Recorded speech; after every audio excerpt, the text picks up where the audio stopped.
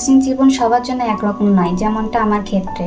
আমার বাবা নেই, কারণ আমার জন্মের আগে আমি আমার বাবাকে হারিয়ে ফেলি। মূলত যখন আমি ইন্টারমিডিয়েট পাশ করি, তখন আম্মুর স্বপ্ন ছিল আমি একজন ভালো নার্স হব। তখন আমি অ্যাডমিশনের জন্য প্রিপারেশন নিই। কিছু মার্কের জন্য আমার সরকারিতে চান্স হয় না, মূলত আমি অনেক ভেঙে পড়ি।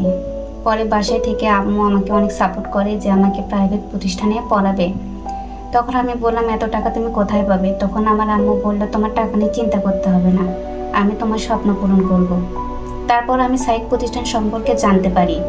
তখন আমার আম্মুকে নিয়ে আসলাম। এসে দেখলাম ক্যাম্পাসটা অনেক সুন্দর। ল্যাবগুলোতে সব কিছু ইনস্ট্রুমেন্ট রয়েছে, যেমন fundamental lab, anatomy and physiology lab, microbiology lab.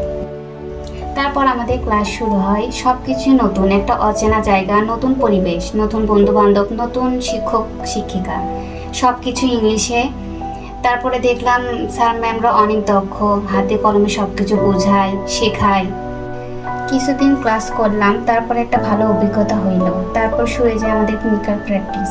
মূলত ডিউটিতে যেয়ে দেখলাম একটা রোগীর পিছনে নার্সদের কত বড় অবদান রয়েছে। একটা রোগীর শুরু থেকে শেষ পর্যন্ত নার্সরাই পাশে থাকে।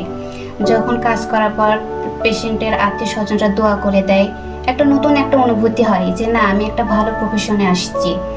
তখন তারা বলে, তোমরা মানব সেবায় আরও নিজেকে বিলিয়ে দাও। নার্সিং প্রফেশনে এসে বুঝলাম মানব সেবায় কতটা শান্তি, আর আমাকে এগিয়ে যেতে সাহায্য করছে এই সাইক প্রতিষ্ঠান।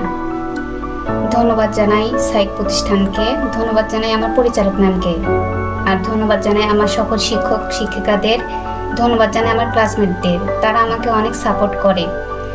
আমি আমার এই ছোট্ট ভিডিওর মাধ্যমে আমার জার্নিটাকে তুলে ধরার চেষ্টা করেছি। ভুল ত্রুটি হলে ক্ষমা দৃষ্টিতে দেখবেন। ধন্যবাদ।